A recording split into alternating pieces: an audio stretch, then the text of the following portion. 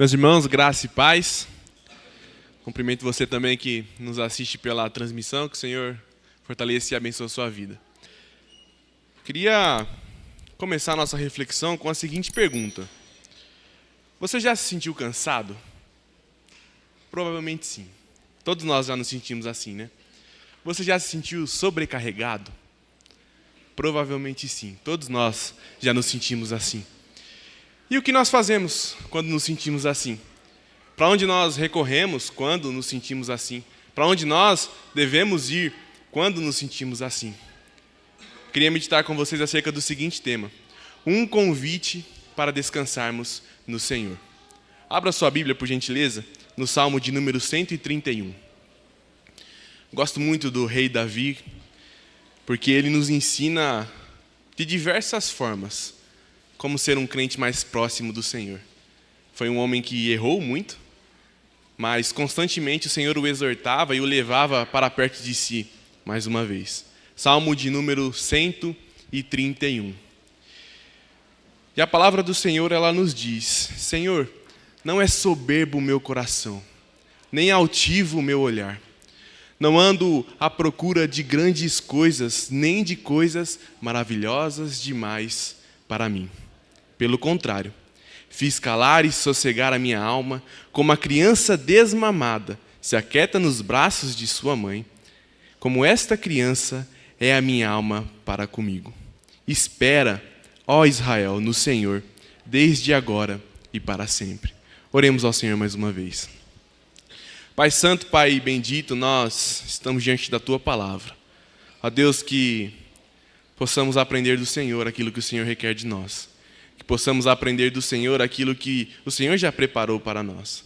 Nós rogamos a Deus para que o Senhor fale aos nossos corações, livre as nossas mentes de pensamentos secundários e que a primazia do nosso ser neste momento seja a Tua palavra e a Tua santa presença. Em nome de Jesus, amém. Essa semana nós falaremos um pouco sobre segurança. Você se sente seguro? O Brasil é um lugar seguro? Acho que isso é muito relativo de acordo com o bairro que você mora, de acordo com a região ali que você mora. Mas a grande questão é: o que estamos dispostos a fazer para nos sentirmos seguros? O que nós estamos dispostos a fazer pela nossa segurança? Nós vivemos dias onde a segurança pode ser comprada em alguns aspectos. E aqui vai alguns exemplos para que você concorde comigo também. Condomínio. A gente vive nos condomínios e tem uma segurança específica para cada condomínio, não é verdade? E nós pagamos a fim de que aquele condomínio ou aquela empresa preste um serviço de segurança, para que enfim a gente consiga dormir tranquilo, para que enfim a gente consiga repousar seguro. Eu coloco o portão na minha casa para repousar seguro. Câmeras de segurança para repousar seguro. Pois bem, aqui vai um dado do Infracrim, que é um dado dos sistemas de informação criminal.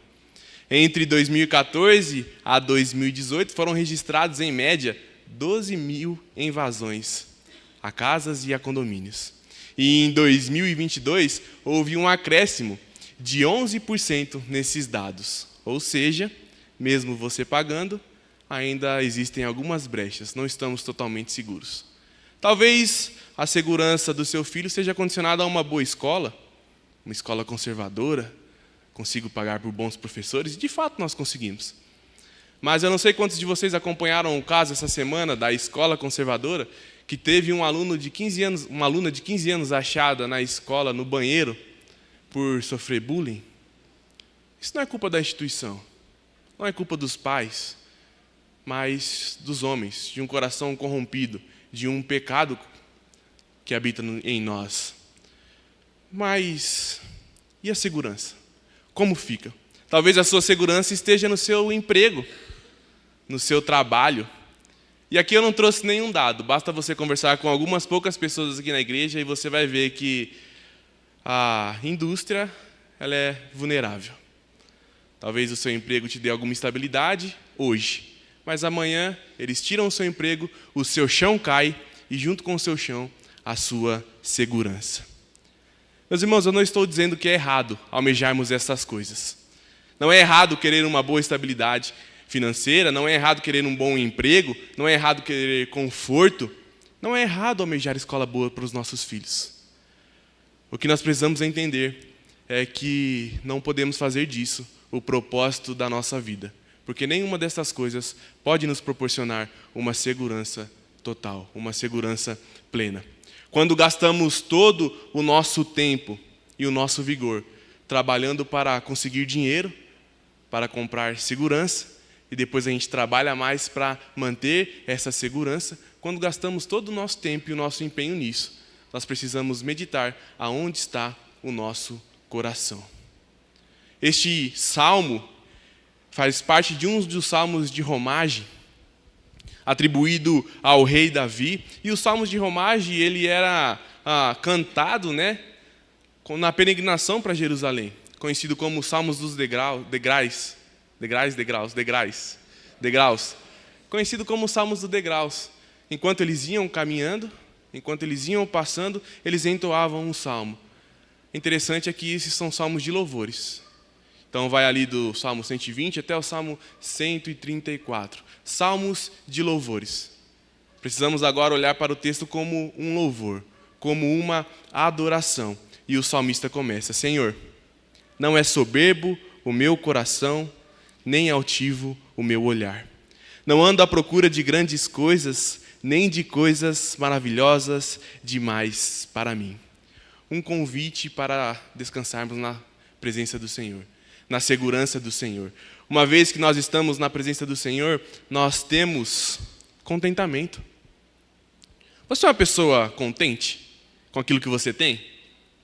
Você é uma pessoa que está satisfeita com aquilo que Deus tem entregado ao Senhor? Senhor, não é soberbo o meu coração. Não ando à procura de grandes coisas. O texto começa olhando para o coração, pois é o centro da nossa natureza. Se ali houver orgulho, corrompe todo o resto. Charles Spurgeon, ao comentar o texto, ele diz: assim como o pântano na primavera leva lama a todos os córregos, é grandioso para um homem conhecer o seu coração, de modo a poder falar diante do Senhor sobre ele. Quando olhamos para o nosso coração, como podemos apresentá-lo diante do Senhor? Como nós temos apresentado o nosso coração diante do Senhor? Você conhece o seu coração? Aliás, onde está o seu coração neste momento? Faça uma breve reflexão, examine a si mesmo. Aonde nós temos empenhado o nosso vigor? Porque aí está o nosso coração. Qual é a coisa que você mais pensa durante o dia? Porque aí está o seu coração. Qual é a coisa que você mais gasta tempo fazendo? Porque talvez aí esteja o seu coração. Qual é a sua principal meta para o ano de 2025? Já estamos chegando na metade aí. Porque talvez aí esteja o seu coração. Aonde está o seu coração? Contente ou insatisfeito? Senhor, não é soberbo o meu coração, nem altivo o meu olhar. Quando nós respondemos essas perguntas, nós temos um vislumbre de onde está o nosso coração. De onde nós temos dedicado o nosso tempo e aquilo que nós estamos dispostos a fazer para obter contentamento. Diante daquilo que o Senhor tem entregado para nós, precisamos refletir se estamos contentes ou insatisfeitos. Porque uma vez insatisfeitos, nós estamos criticando a forma como Deus tem cuidado das nossas vidas. Vocês já pararam para pensar nisso? O salmista sabe o seu lugar. E, mais uma vez eu falo, Davi é um homem que me ensina muito. Porque ele foi um homem que recebeu muitas limitações. Recebeu muitas exortações, correções da parte de Deus. Mas Davi sabia o seu lugar. Davi sabia reconhecer o seu erro. Davi sabia que Deus tinha o exaltado para que através dele outras pessoas fossem abençoadas.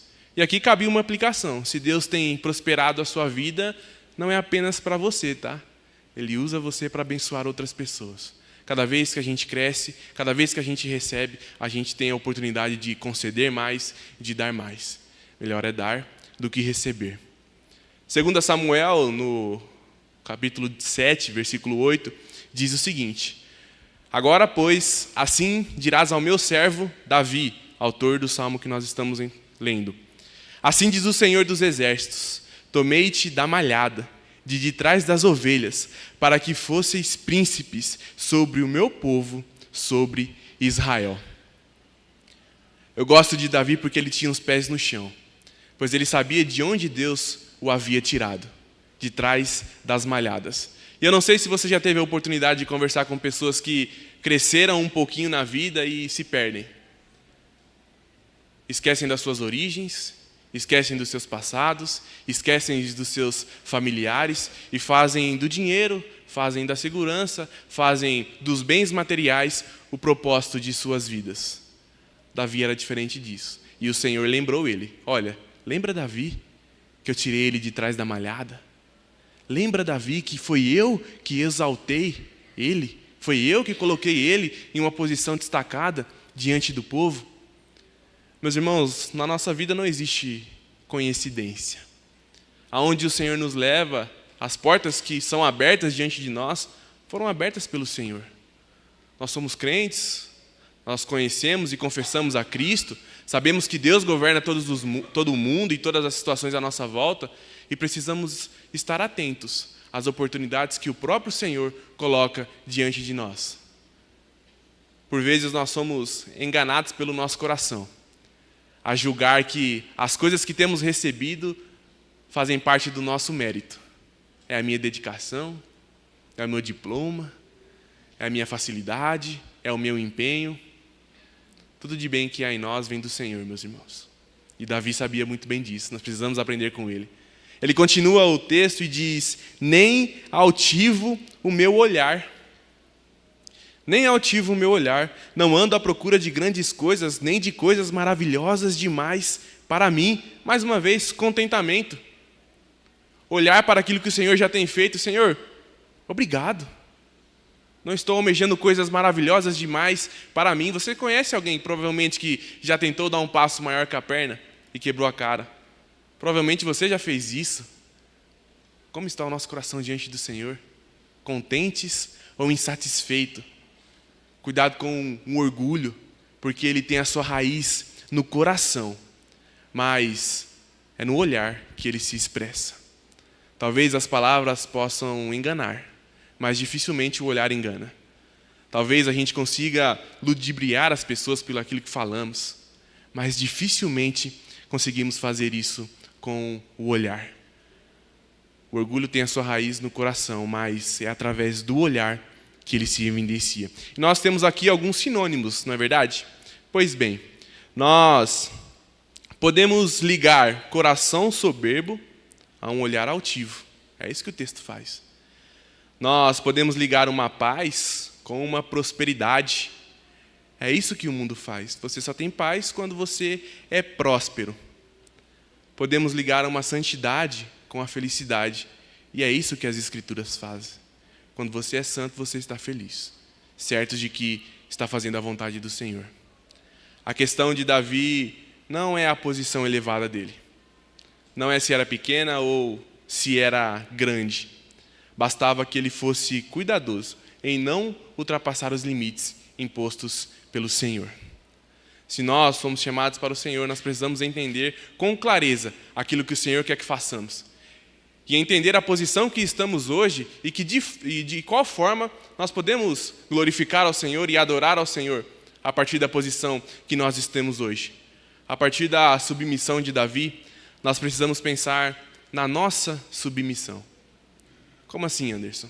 Você consulta a Deus antes de fazer um negócio novo? Ou você acha que é tão certo que você vai lá e faz? Não tem como dar errado. Deixa comigo, Senhor. Você consulta a Deus em uma escolha nova? Você pergunta para o Senhor o que Ele quer que você faça diante de uma amizade, diante de um relacionamento? Sempre que eu olho isso, eu lembro de um homem que eu evangelizei lá na Paraíba, Gerson, o nome dele. E ele tinha uma amargura no coração grande, porque ele falou que depois de 30 anos a mulher dele tinha deixado ele. E ele culpava a Deus por isso. Deus permitiu que ela fizesse isso, Deus permitiu que ela fizesse isso, e a menina estava cortando o cabelo dele, e eu evangelizando. E aí chegou um dado momento, eu perguntei: Gerson, por que você culpa a Deus? Não, porque foi Ele que permitiu. Falei: mas quando você foi casar com ela, você perguntou para Deus se era a vontade dele? Aí ele parou assim, falou, não perguntei. Falei, pois é. E assim como o Gerson, meus irmãos, nós temos essa tendência a fracassarmos e culparmos Deus. O Senhor não me guardou, o Senhor não fez o meu negócio prosperar, Senhor, a minha família está com dificuldade. Mas e a raiz? Precisamos olhar a raiz do problema. Consultamos ao Senhor? Somos submissos ao Senhor? A nossa vida está em submissão ao Senhor? Estamos almejando as coisas que estão ao nosso alcance? Ou coisas maravilhosas demais para nós? Como está o nosso coração? Como está o nosso olhar? Davi diz, não ando à procura de grandes coisas, e nem de coisas maravilhosas demais para mim. Tome cuidado com a presunção, pois ela nos faz, sem qualquer autorização de Deus, correr para empreendimentos que não foram autorizados por Ele. Tome cuidado com a presunção, porque ela nos faz querer escolher coisas sem ao menos consultarmos o nosso Senhor. Contentamento. Estamos contentes ou insatisfeitos? Porque para ter paz, para ter a segurança que tanto lemos nas Escrituras, precisamos estar de acordo com aquilo que Deus tem feito por nós. Contentamento. Estamos contentes ou insatisfeitos? Davi sabia a posição que ele estava foi dada por Deus. Davi sabia que o poder que ele tinha era para abençoar outras pessoas. Davi sabia que tudo o que ele tinha estava debaixo da vontade do Senhor. E é somente por saber essas coisas que ele consegue dizer, olha, não anda à procura de grandes coisas. Não tenho um coração soberbo e nem um olhar altivo. Eu estou contente diante do Senhor. Um convite para experimentarmos a paz do Senhor. Porque quando nós nos chegamos à presença do Senhor, em segundo lugar, nós temos segurança. Segurança. Essa segurança que eu falei no começo, que não é possível o nosso dinheiro comprar, nós só podemos encontrar em Deus. Nós só podemos encontrar em Cristo. E Davi fala, versículo 2, pelo contrário, fiz calar e sossegar a minha alma, como a criança desmamada se aquieta nos braços de sua mãe, como essa criança é minha alma para comigo. Aqui ele emprega uma figura explícita, apropriada para o momento. E ele compara uma criança desmamada. Por meio disso, o rei Davi ele procurava banir toda a ansiedade, toda a inquietação do coração do homem, todas as suas ambições. Ele estava disposto, satisfeito com pequenas coisas. Hoje a gente vê muitos pais que querem colocar as crianças em planilhas. Excel, um filho custa tanto, 2 filhos custa tanto. Mas se nós olharmos para as nossas crianças, elas são simples. Elas gostam de coisas simples. Elas se contentam com coisas simples, pelo menos até uma certa idade. E a gente começa a entender que, por que o Senhor está nos comparando com crianças o tempo todo? Por que Davi se compara como uma criança que se aquieta nos braços de sua mãe? É porque essa criança, depois de desmamar, ela entende que já recebeu o suficiente. Eu não preciso de mais nada porque a minha mãe está cuidando de mim. Eu não preciso de mais nada porque o Senhor está cuidando de mim. Mas nós sabemos que o Senhor está cuidando de mim.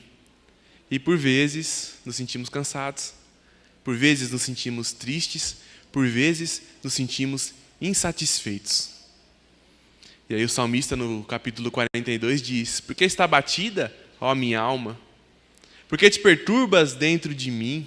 Espera em Deus, pois ainda o louvarei, a Ele o meu auxílio e Deus meu. Mesmo experimentando da presença do Senhor, o salmista estava triste, com a alma abatida, com o espírito cansado, e por vezes nós nos sentimos assim. A paz e a segurança que a gente tanto requer, que a gente tanto busca, só podemos achar no Senhor. Só podemos encontrar no Senhor. Nós temos muito a melhorar ainda, meus irmãos. Porque mesmo sabendo que nós estamos na presença do Todo-Poderoso, a nossa alma ainda fica abatida, assim como a do salmista. Nós precisamos aprender muito, porque precisamos descansar como essa criança, certa de que já recebeu o suficiente. contentes naquilo que o Senhor tem entregado, naquilo que o Senhor tem dado. Mas no mundo em que nós vivemos hoje é muito difícil isso, porque constantemente nos comparamos com outras pessoas. A gente falou na escola dominical hoje nos jovens, entra no perfil e aí tem um monte de bandeirinha assim embaixo. E a gente olha a nossa vida e fala, rapaz, eu só consigo ir aqui no restaurante do Fazenda aqui. A gente vive em um mundo onde a comparação o tempo todo está à nossa volta. Vivemos em um mundo que nos induz o tempo todo nos compararmos com outras pessoas. Como está o nosso coração? Insatisfeito? Contentes com aquilo que o Senhor tem feito? Como está a nossa paz, a segurança que temos recebido do Senhor? Está válida? Ou nós temos perdido noites de sono? Os desafios que o mundo apresenta cada vez mais crescem. E é necessário depositarmos toda a nossa confiança e a nossa satisfação no Senhor. Porque se nós não fizermos isso, nós somos tomados por sentimentos que nos afogam. A ambição em excesso traz turbulência. E a gente acha que é forte. Eu consigo, pode vir. E aí vai colocando coisas, vai colocando coisas, vai colocando coisas. E quando percebe, estamos cansados. E quando percebemos, a nossa alma está abatida. Precisamos entender que o Senhor é quem cuida das nossas vidas. É Ele quem governa os nossos passos. Estava vindo do seminário na sexta-feira, na Anhanguera, e aí eu olhei uma placa gigante assim, ó, amarelo fluorescente, não tem nem como ver. Escrito assim, desacelere. O bem mais precioso que você tem é a vida. E aí nós chegamos no Salmo de número 131, no versículo 2, e Davi está falando, descansa. Como uma criança que acabou de desmamar, descansa. Davi sabia muito bem o que era descansar. E lá no Salmo de número 4, versículo 8, ele fala, em paz me deito, e logo pego no sono. Por que, Senhor? Só Tu me fazes repousar seguro. Fico imaginando, como é que Davi conseguia fazer uma coisa dessa? Os filhos perseguindo, Absalão tentando tomar o reino, o reino dele se dividindo, muitos inimigos na sua porta. Aí ele, eu vou escrever. Em paz me deito e logo pego no sono. Por que, Senhor? Só Tu me fazes repousar seguro. Eu não sei vocês, meus irmãos, mas eu tenho muito a aprender com Davi ainda.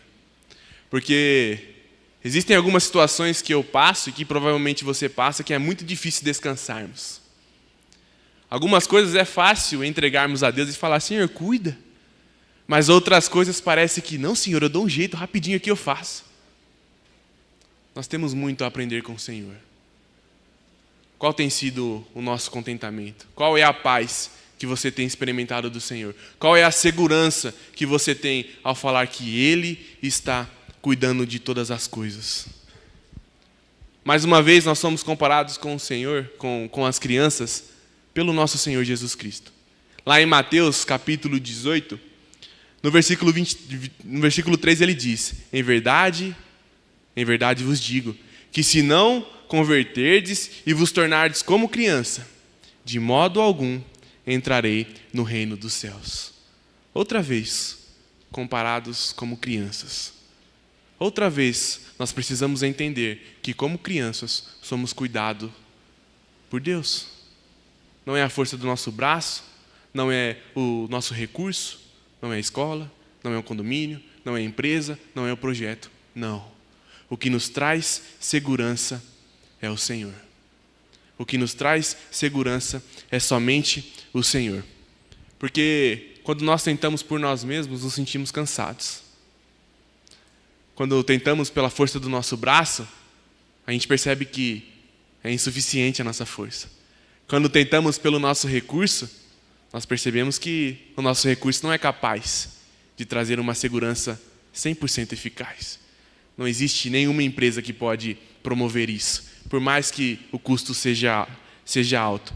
E a gente vai pegando tantas coisas no caminho, eu cuido, eu faço, eu consigo, e a gente se sente cansado, sobrecarregado. As crianças, elas cansam depois que brincam muito, né? E quando chegamos adultos, a gente cansa depois que trabalha muito. E aí, o Senhor, Ele nos fala: vinde a mim, todos que estáis cansados e sobrecarregados, e eu vos aliviarei.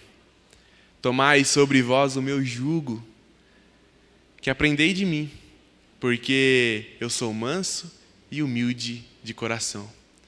E achareis descanso para a vossa alma, porque o meu jugo é suave, porque o meu fardo é leve. O que o Senhor está dizendo para nós? Que como criança, precisamos nos achegar até Ele, com um coração contente, contentamento, com um coração seguro, não na nossa força, mas na força do nosso Senhor. Um convite para nos achegarmos à presença do Senhor. Porque a presença do Senhor produz contentamento, a presença do Senhor, ela produz segurança. E em terceiro lugar, para caminharmos para o final, meus irmãos, a presença do Senhor produz esperança. Esperança de que as nossas aflições um dia acabarão. Esperança que, ao ser perguntado se você está cansado, você vai falar: não, eu não me canso, tenho um bom tempo. Esperança em um dia estarmos no céu, junto com Deus, glorificando o seu nome e tendo todo o nosso prazer nele. Nós precisamos encontrar essa segurança, essa paz, esse contentamento em Cristo. Não existe outro lugar que essas coisas possam ser encontradas de forma plena. Porque Cristo pagou um preço que eu e você jamais poderíamos pagar. O mérito não é nosso, não é na força do nosso braço, mas na força de Cristo e no mérito de Cristo. Nós precisamos entender que aquele que pode trazer paz em meio às tribulações é Cristo. O lugar mais seguro de se estar é debaixo da vontade do Senhor, mesmo que seja em meio a guerras, a tribulações, às tristezas. O lugar mais seguro de se estar é debaixo da presença do Senhor. Talvez, enquanto estamos passando essas situações, a gente não entenda, mas certamente Deus está cuidando. E Ele produz em nós essa perseverança. Cristo venceu na cruz. Cristo sofreu por nós e comprou essa segurança, comprou essa paz que nós podemos experimentar. A Júlia leu de manhã, Isaías 53, capítulo 5. Ele foi transpassado pelas nossas transgressões e moído pelas nossas iniquidades. O castigo que nos promove a paz estava sobre ele, e pelas suas pisaduras nós fomos sarados. Você quer paz? Jesus. Você quer se sentir uma pessoa contente? Não quer mais ser satisfeito? Não quer mais reclamar da vida? Jesus. Você quer dormir em paz, como o salmista Davi fazia? Jesus. Você quer ter esperança? Jesus. Somente em Jesus nós podemos ter essa segurança. De manhã nós vimos com Saulo na aula da IBD, uma citação de John Piper. É um famoso pastor e teólogo contemporâneo. E um de seus livros, intitulado como Não Jogue a Sua Vida Fora, John Piper conta uma experiência que ele viveu ao presenciar o pai dele pregando e um senhor se convertendo. Enquanto o pai dele pregava, o senhor se converteu. E esse senhor começou a chorar desesperadamente. Desesperadamente. E aí quando o pai de John Piper questionou ele, falou: por que você está chorando? Ele vira e fala: porque eu joguei a minha vida fora. Este homem foi salvo, este homem se converteu, mas ele estava chorando pelo arrependimento de ter jogado a vida dele fora. O que ele quer dizer com isso? Que nós temos um presente. Nós tivemos um passado, nós temos um presente e teremos um futuro. Não podemos jogar a nossa vida fora. Como você tem usado o seu tempo? Como você tem dedicado aquilo que você faz nos seus dias ao Senhor? Lembra onde eu perguntei onde está o seu coração? Qual é a coisa que você mais gasta tempo fazendo? Mais gasta tempo pensando? Qual é a sua principal meta para o ano de 2025? Não jogue a sua vida fora. Como nós nos apresentaremos diante do Senhor? Cheio de cicatrizes? Como nós nos apresentaremos diante do Senhor? Cheios de esperança? Nós precisamos entender que o tempo passa como uma neblina. Precisamos entender que hoje temos 10, amanhã 20, 30, 40, e quando percebemos, não temos mais vigor. Dia do jovem presbiteriano, daqui um dia será todo mundo SAF e o PH. Não tem outro caminho. Como temos gastado o nosso tempo? com coisas maravilhosas demais para nós? Como temos gastado o nosso tempo com um coração soberbo, com um olhar altivo?